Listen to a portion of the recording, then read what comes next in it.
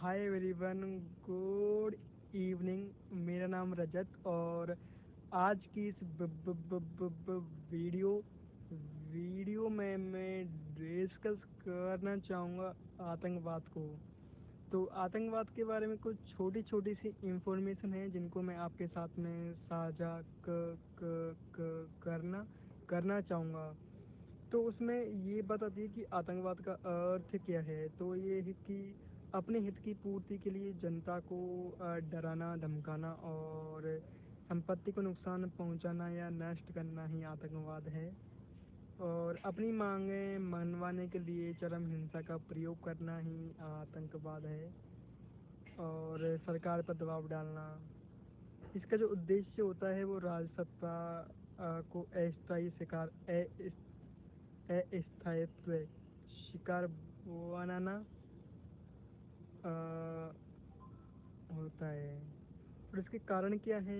इसके कारण है शोषण और अन्याय की प्रवृत्तियाँ। काफ़ी बार ये देखा गया है कि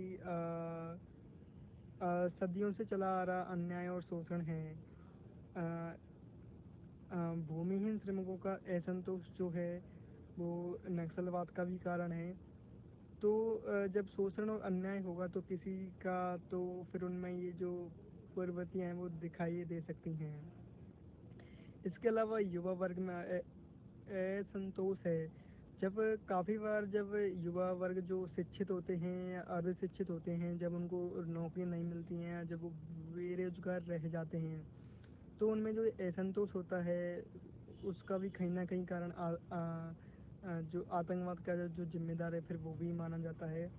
अवैध शस्त्र और शस्त्र भंडार, जब काफ़ी कारखाने ऐसे होते हैं जो अवैध रूप से शस्त्रों का निर्माण करते हैं और शस्त्रों को बांटते हैं, तो ये भी उसका रीज़न हो सकता है।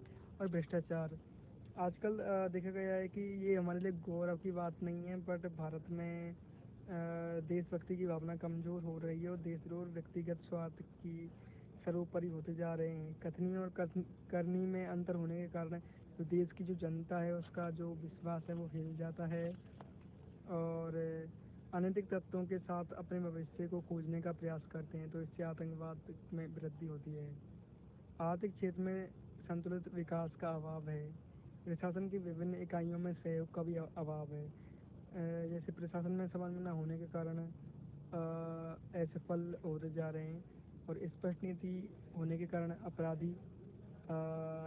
स्पष्ट नीति न होने के कारण अपराधी जो है वो तत्काल ना तो दंडित हो पाते हैं, ना ही वो प्रशासन की पकड़ में आ पाते हैं।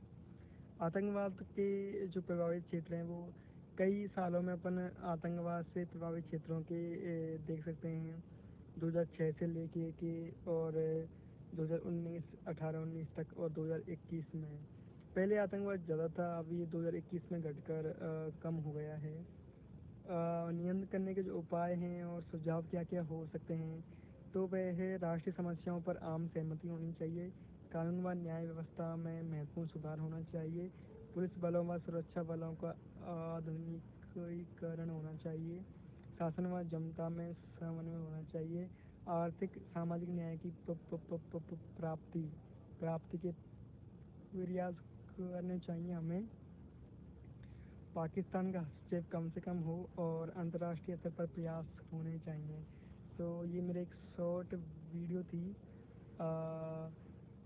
बेसिकली टॉपिक चूज करने का कोई मतलब नहीं था, बट ये है कि अलग अलग डिफरेंट टॉपिक पर सिचुएशन में चेंज करते हुए बोलना। So thank you so much.